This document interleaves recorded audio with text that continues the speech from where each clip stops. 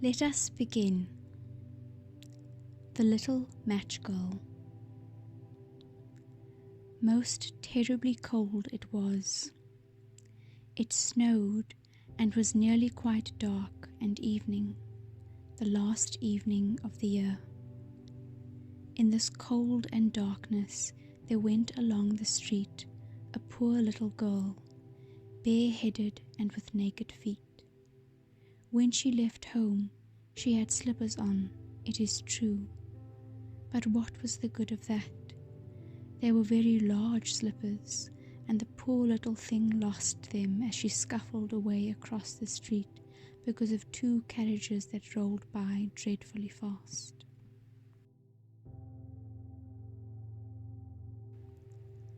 So the little maiden walked on with her tiny naked feet that were quite red and blue from cold. She carried a quantity of matches in an old apron, and she held a bundle of them in her hand. Nobody had bought anything of her the whole day. No one had given her a single farthing. She crept along, trembling with cold and hunger. A very picture of sorrow, the poor little thing. The flakes of snow covered her long fair hair, which fell in beautiful curls around her neck. But of that, of course, she never once now thought. From all the windows the candles were gleaming, and it smelt so deliciously of roast goose, for it was New Year's Eve. In a corner formed by two houses, she seated herself down and cowered together.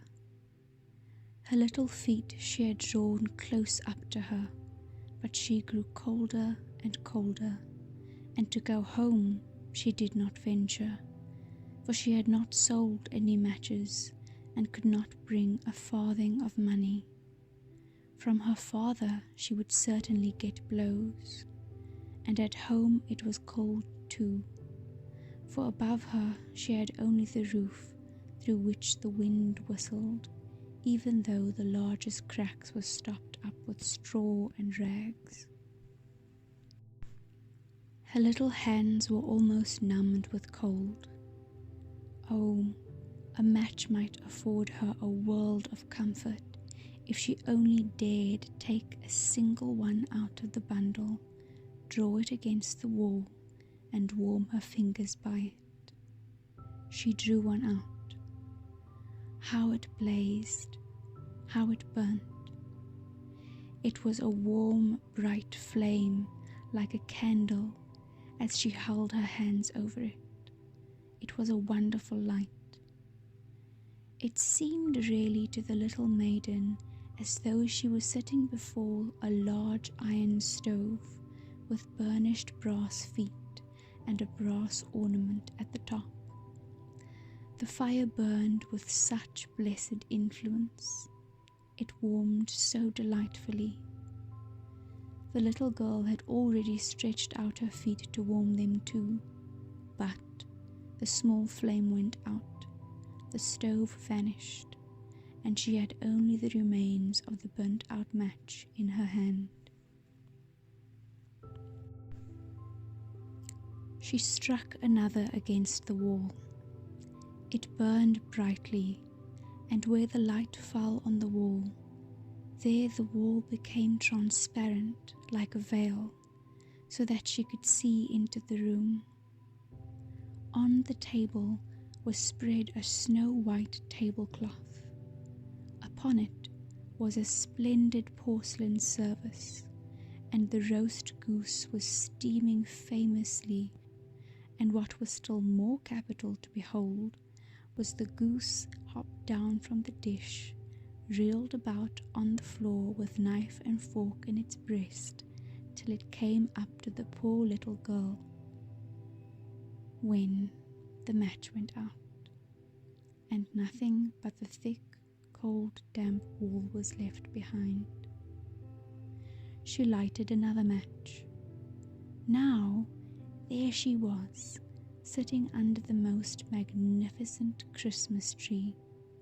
It was still larger and more decorated than the one she had seen through the glass door in the rich merchant's house. Thousands of lights were burning on the green branches and beautifully colored pictures, such as she had seen in the shop windows, looked down upon her. The little maiden stretched out her hands towards them when the match went out. The lights of the Christmas tree rose higher and higher. She saw them now as stars in heaven. One fell down and formed a long trail of fire. "Someone is just dead," said the little girl, for her grandmother, the only person who had loved her and who was now no more, had told her that when a star falls, a soul ascends to God. She drew another match against the wall. It was again light, and in the lustre there stood the old grandmother, so bright and radiant, so mild, and with such an expression of love. "Grandmother," cried the little one, "oh, take me with you. You go away when the match burns out. You vanish like the warm stove, like the delicious roast goose, like the magnificent Christmas tree." And she struck the whole bundle of matches quickly against the wall, for she wanted to be quite sure of keeping her grandmother near her. And the matches gave such a brilliant light that it was brighter than at noonday. Never formerly had the grandmother been so beautiful and so tall. She took the little maiden on her arm, and both flew in brightness and in joy so high, so very high. And then above there was neither cold, nor hunger, nor anxiety. They were with God.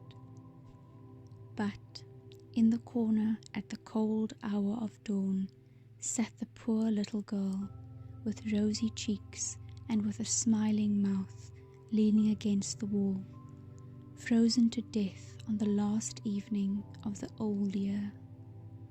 Stiff and stark sat the child there with her matches, of which one bundle had been burnt. She wanted to warm herself, people said. No one had the slightest suspicion of what beautiful things she had seen. No one even dreamed of the splendor in which, with her grandmother, she had entered on the joys of a new year. And that is that.